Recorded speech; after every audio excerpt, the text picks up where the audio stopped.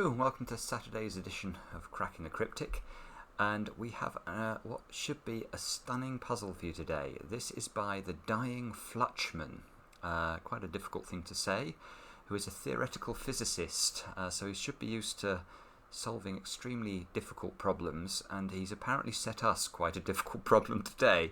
It sort of combines the rules of our biggest ever video, which was Aad van de Wetering's Magic Square Sudoku, with the Miracle Sudoku by Mitchell Lee, which is also going great guns at the moment. So it should be an extremely interesting challenge today.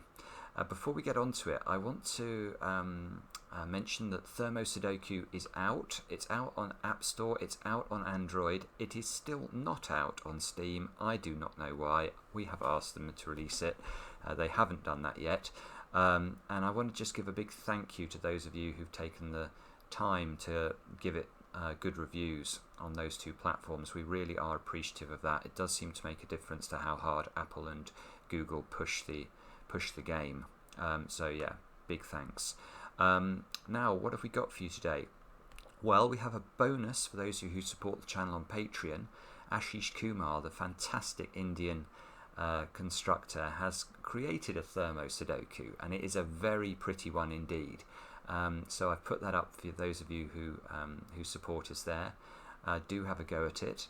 I've also released, not behind the paywall but for free, the solutions to two recent puzzle hunts that we did. So Nicholas Rasmussen's Overdone puzzle, which was a brilliant puzzle.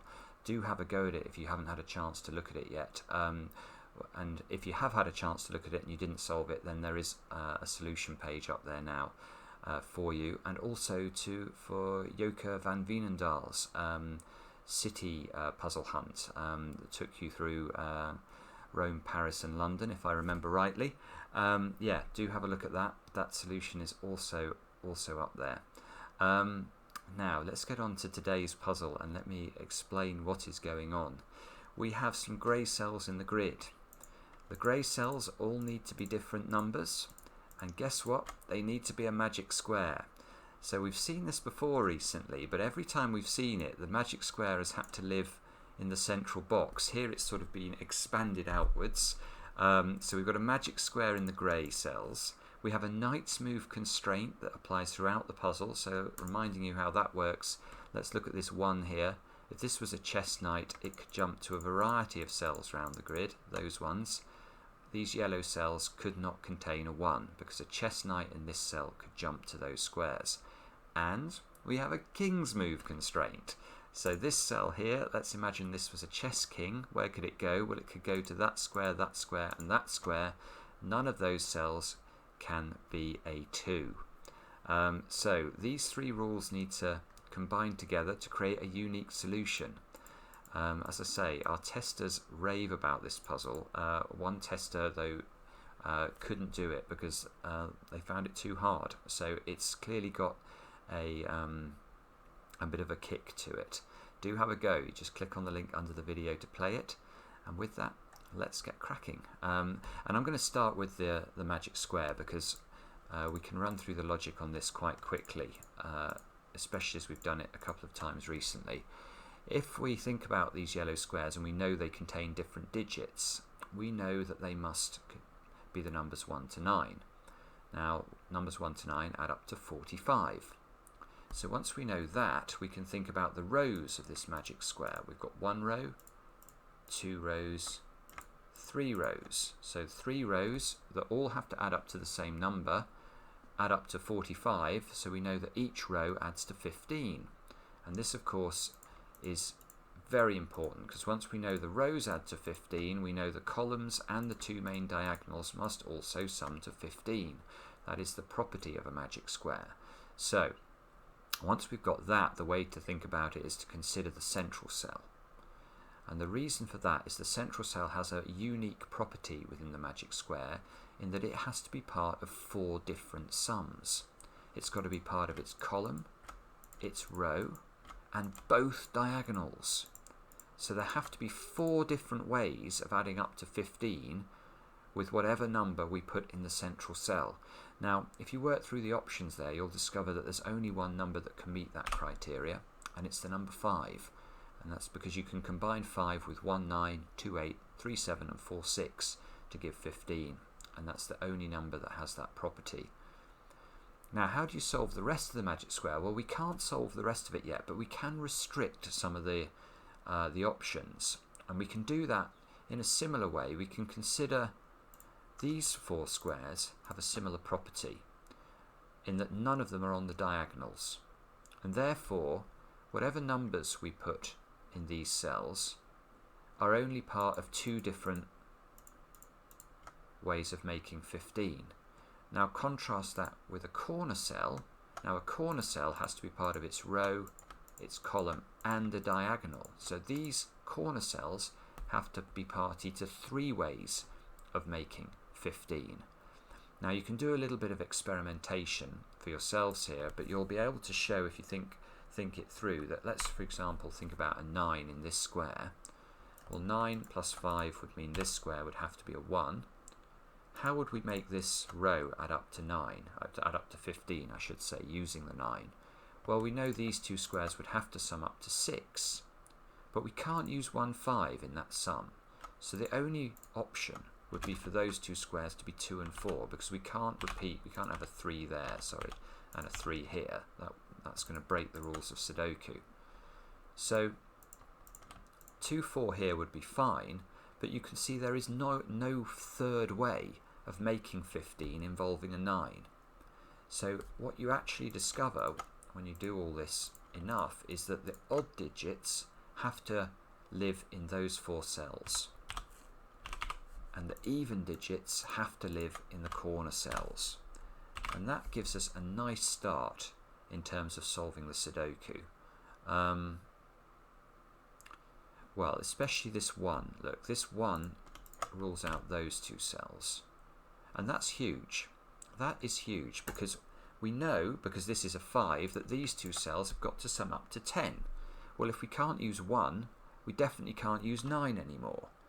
So these 2 must be 3, 7. That means those 2 up there must be 1, 9.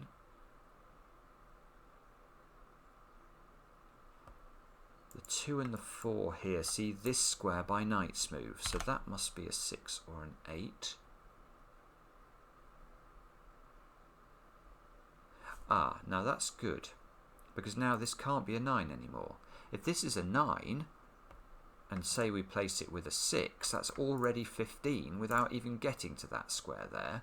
So there's just no way this square is ever a 9. This must always be a 1. That must be a 9. We now know these 2 squares must add up to 2 and 4, because we looked at that when we were talking about how the magic square worked. So that can't be a 2 or a 4.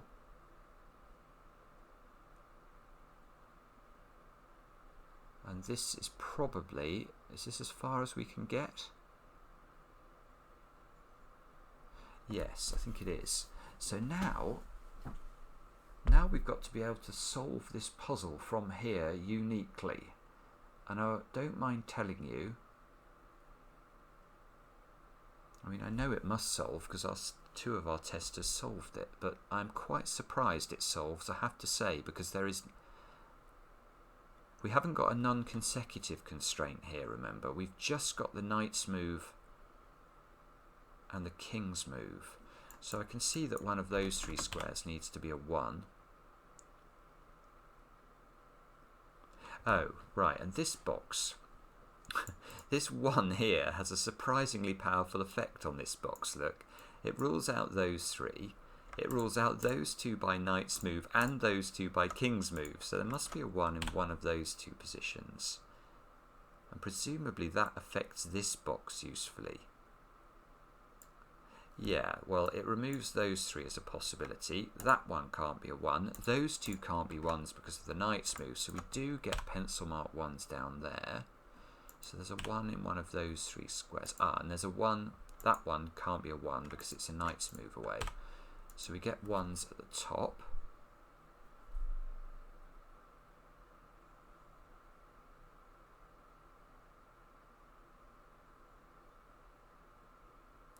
Ah, now this is some lovely, lovely logic. We can use these ones more. Let's have a think about column 7. So this 1 rules out a 1 from all 3 of those positions.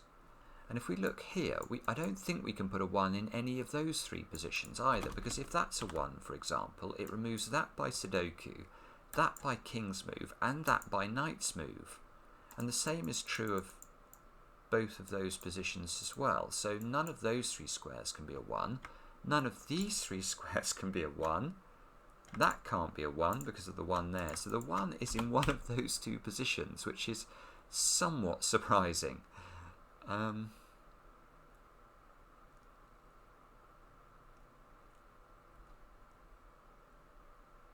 The thing is, the reason that is also surprising, though, is that if I don't actually get a 1 out of that logic, I've not actually got any other digit in the grid that has 2 numbers given. I mean, I've got 2 1s in the grid. 1 is the most powerful digit, therefore. Everything else I've only got 1 of.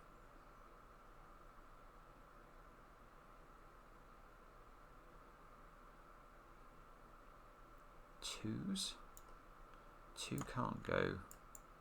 So 2, because of the Knight's move and the King's move constraint, gets shuffled into the corner of the grid there.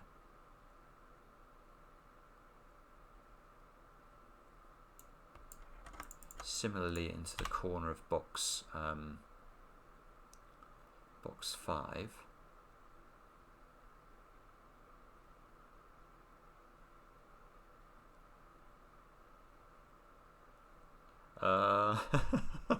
What am I meant to do with that?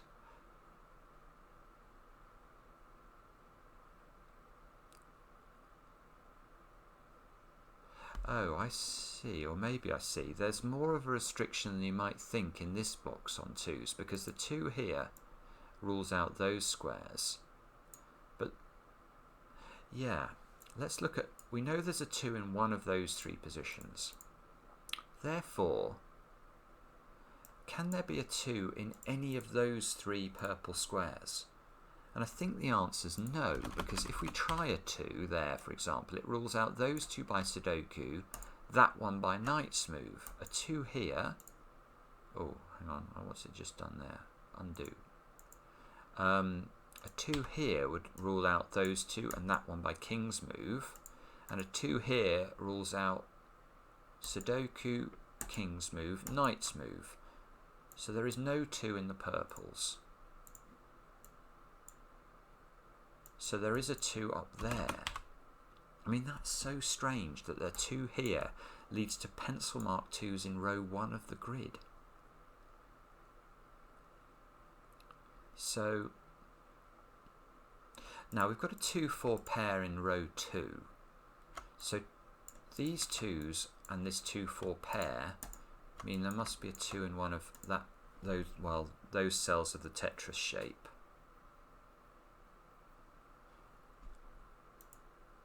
I mean, this is a bit like the miracle Sudoku, isn't it? I mean, there just surely is not enough information here. I can see that can't be a 2 because it would rule out all 3 of those positions. Similarly, that one. Similarly, this one can't be a 2 because it rules out all 4 of the Tetris shape. And that one can't be a 2 either, believe it or not, because that rules out all 4 of the Tetris shape. Those 2 by Knight's move, that by King's move, and that by Sudoku. So, actually, 2 is in one of those cells. Maybe I should highlight the 2s. Let's do that. I'm going to highlight the 2s.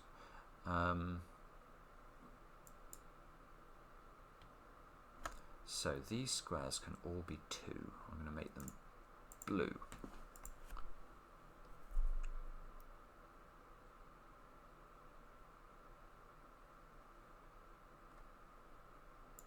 So in this box here, these 2s rule out those 2 squares. These 2 can't be 2s because of the 2-4 pair. So the 2, it's another Tetris shape.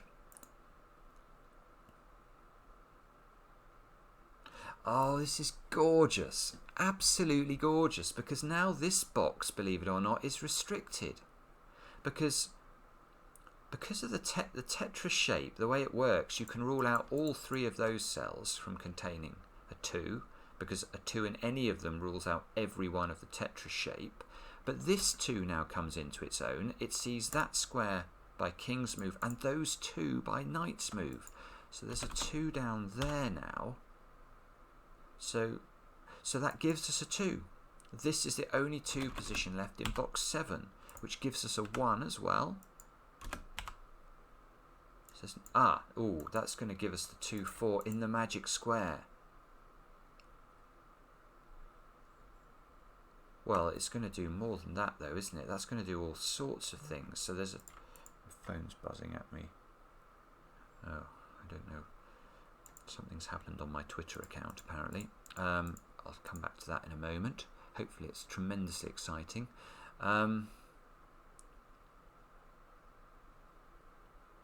So this 2 here means that square must be a 4. That means that square must be a 2. None of these squares can now be 2. This square can't be a 2. This square can't be a 2 because of the knight's move constraint. So the 2 gets placed here. I need to tidy up the grid now. In fact, I've just seen I can place the 2 in this box. Let's make that grey again. Because the 2's here and here interact, and they force the 2 into the last cell of the tetra shape. This 2, oh no, that 2 could never be a 2 anyway, so we get a domino 2 there. So this can't be a 2 now, because it would rule out both of those squares. I don't believe it. So neither of those squares now can be a 2. So the 2 is, and that's great at the bottom. Now this must be a 2. Oh, and look, we can do a bit better. If we look at the central 3 rows of the grid, we've got a 2 in one of these 2 positions and a 2 in one of these positions in row 5 and row 6. So that means that we've found all the 2's we need in row 5 and row 6. If we try and put a 2 here, that would be a third 2 in row 5 and row 6. Well, that's nonsense. There must only be 2 2's in row 5 and row 6. So that square must also be a 2. Let's get rid of some of the colouring. Get rid of the colouring down there. Okay, so I think we've done everything we can with 2's. Now, why do I say we can't go any further? Well, it's if you look at the arrangement of 2's that we have left, the 2's that we've got in the grid, none of them see these yellow squares. So something else in the grid is going to have to resolve these. It can't just be the 2's themselves. But let's come back to the magic square, because now we've got a bit of traction. We can complete this diagonal. That's got to be an 8 now. That's got to be a 6, therefore. That should be a 7, and that's going to be a 3. And now we've got a few more digits to play with.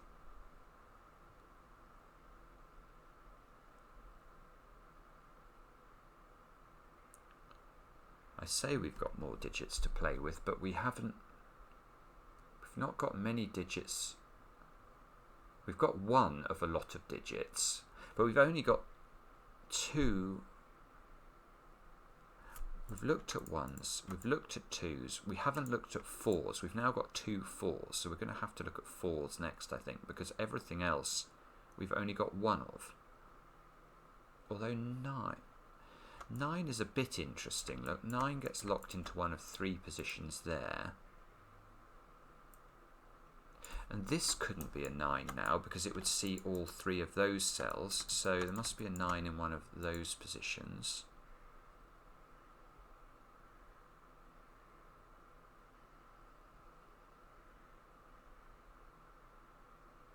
But the problem is we can't do anything with 9's in these boxes because we know so little about the 9's in those squares. So I come back to the thing. I think we must have to look at 4's.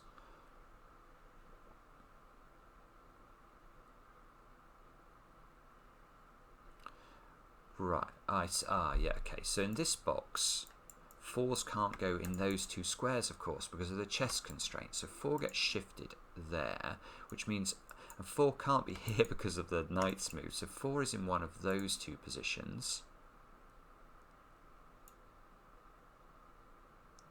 And in the central box now, this square can't be a 4, because that would remove both of those squares. A 4 here would see that one by Sudoku and that one by knight's move. So there must be a 4 in one of those 3 positions there.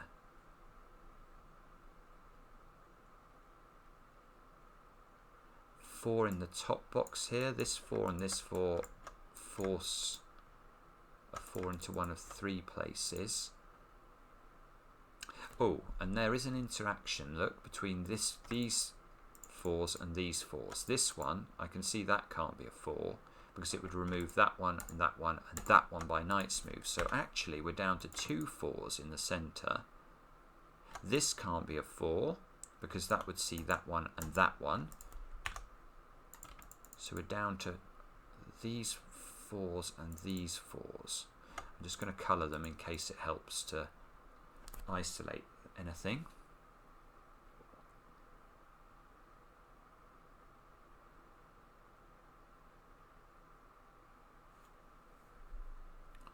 So in this box here, can we well, that can't be a 4, but there's still 5 positions that can be, all of those squares can be 4s.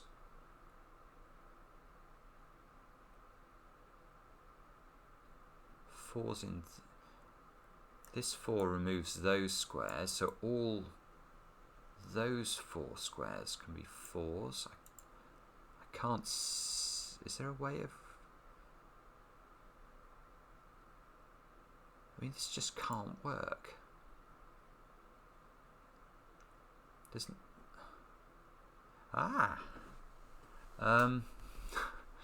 This box. That can't be a 4. That can't be a 4 because the 4 here would eliminate that one and that one by chess constraints. The 4 here would remove knight and king. So I can see those two can't be a 4.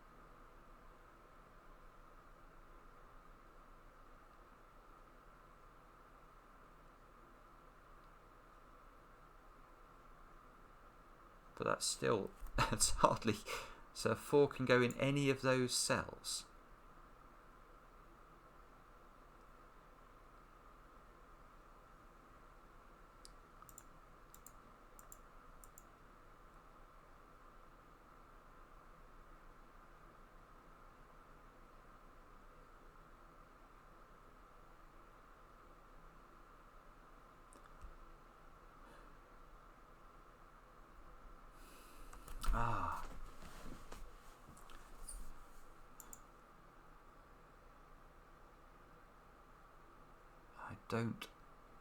I must be missing something here, I think. What is it? Now, hang on. This 1 is touching that 1. So that can't be that is a 1. So that is a 1. Is that helpful? So this can't be a 4 now. So the 4 is in one of 5 positions. Well, I guess it's better than it was. No, hang on. This can't be a 4.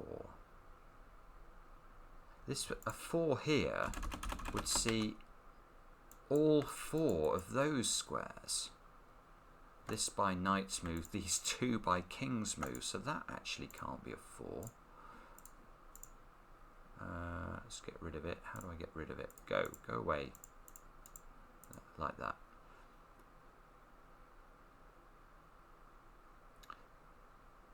I don't believe it. This can't be a 4.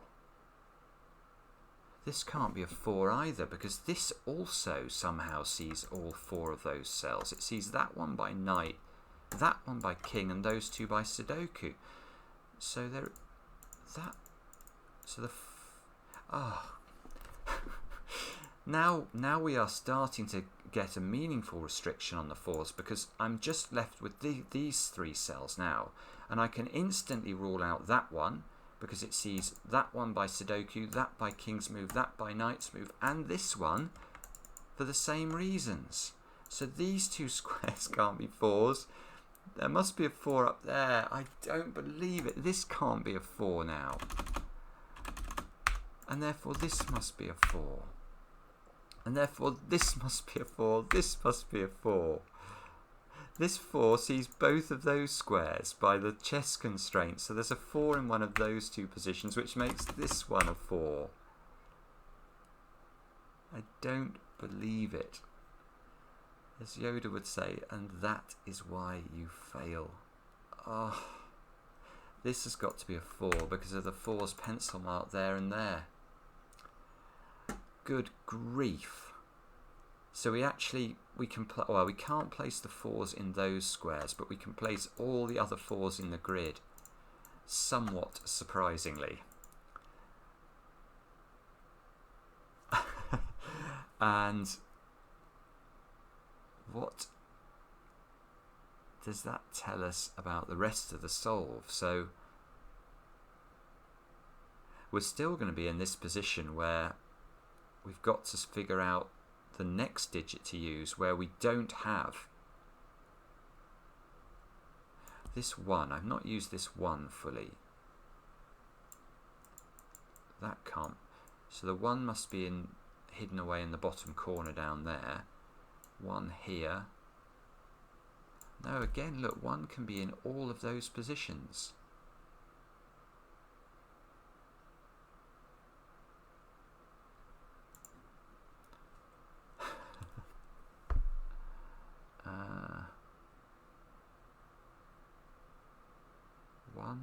Ones.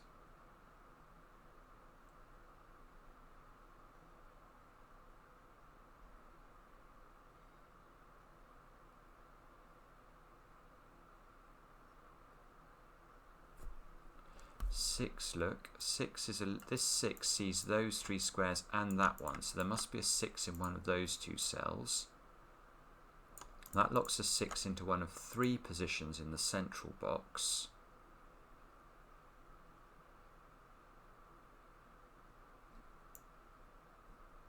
Oh, 3s. Oh, I've just noticed that. Look, the 3s and 7s. Oh, I think we've got. Have we got symmetry again? I mean, you'll forgive me for not spotting it with symmetrical puzzle with a 1, 2, and a 4 given, but I think it may be symmetrical in the sense that every rotation around 180 degrees of the grid will reflect onto a digit that's going to add up to 10. The 2s and the 8s, the 4s and the 6s, so both of those add to 10, the 3s, the 7s, the 1s, the 9s, the 5 in the centre. Yeah, I suspect we're looking at symmetry here. I won't use it to solve the puzzle, but that's just an interesting observation. Now,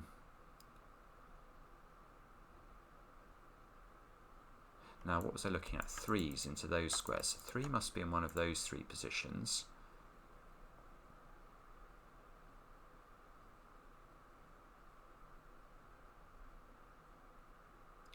So there's got to be some digit here where we can get some sort of meaningful restriction out of this. 9s are quite interesting because if we look down this column, this 9 rules out 4 squares. So there's only actually 2 positions the 9 could go into. But whichever one we put the 9 into, it has a big effect on this column, because this 9 already removes those 2 cells. So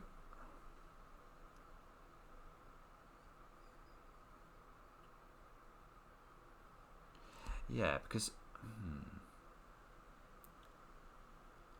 if this is a 9, for example, where do we put the 9 now in column 3 of the grid? It can't go in any of those cells because of the chess constraints. So a 9 here would place a 9 there.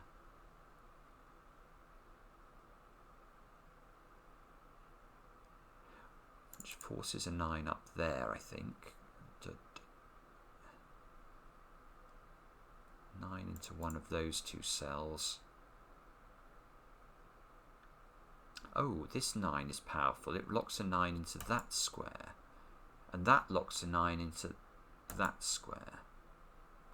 So then the 9s would be here and here.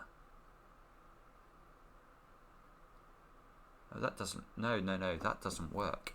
That's going to break this box. The pattern of 9s here doesn't work. Let me show you.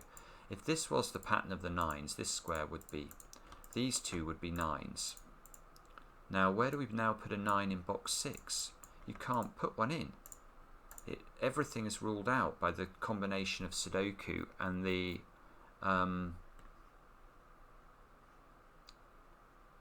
chess restraints. So this actually, we can say, let me just unwind this. I don't want that pencil marking anymore. This cannot be a 9. So this must be the 9 in column 6. Now, I guess there might be some smoother logic to that conclusion. But that certainly is logical. So I'm very happy to use it. If anyone has anything a bit more or a bit less sort of color, using coloring to make progress, definitely post it in a comment to the video, assuming I can get through the rest of the puzzle. Now let's carry on then. So we've got 9s here and here. Now where does the 9 go in column 3 now? All those 4 cells are ruled out by this 9. So the 9 must go here.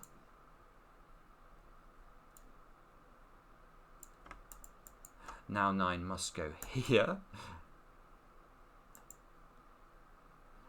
Here. Nearly, we can't quite, maybe up here. Yeah, 9s are locked into one of two positions up at the top.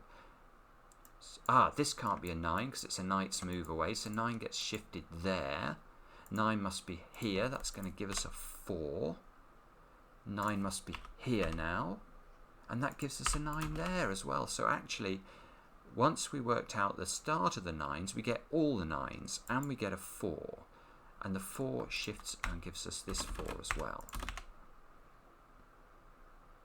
And the 2s are resolved because we get the 9 here displacing the pencil mark 2 that we had. So we've done the 2s, we've done all the 2s, the 3s, not the 3s, we've done all the 2s, the 4s and the 9s. We've done some of the 1s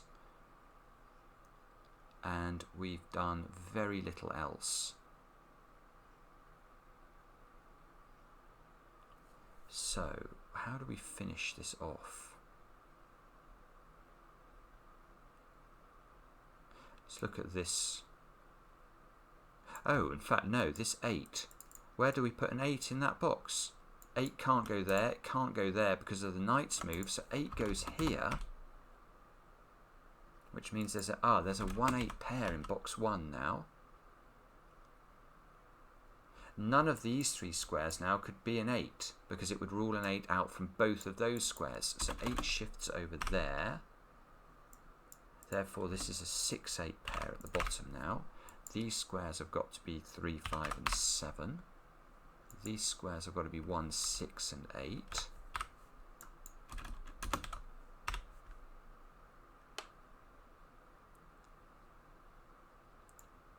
That can't be a 4 anymore. I don't know. I think I just needed to tidy up the pencil marking. This is a 3-7 pair in the middle, just to complete the column. So those 2 squares are 6 and 8 as well.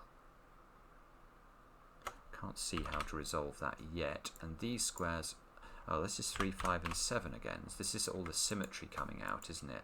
So it's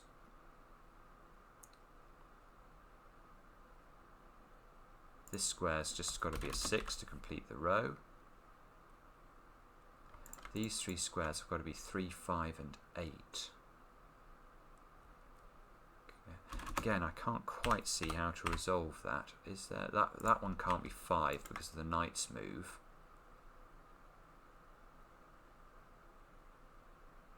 Oh, and there's some logic. There is some logic. That square. What could that be? Now look, it sees a 3, 5 and a 7, and believe it or not, if we put 3, 5 or 7 into that square, it removes every combination. a 3 here, for example. You can't now put a 3 here. There by king's move, there by knight's move. So this can't be 3, 5 or 7. So looking at the column, it can only be 8. That is rather nice, isn't it? So that's 8. This is 3.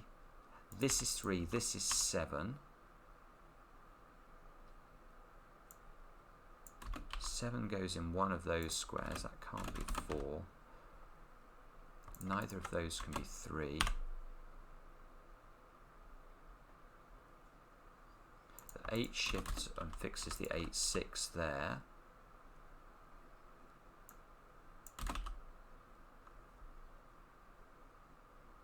Those two squares have got to be 5 and 7. Oh, yeah, hopefully 5 and 7, because the 7 here is going to be important. This can't be 7, yeah, so the 7 shifts up. That becomes a 5.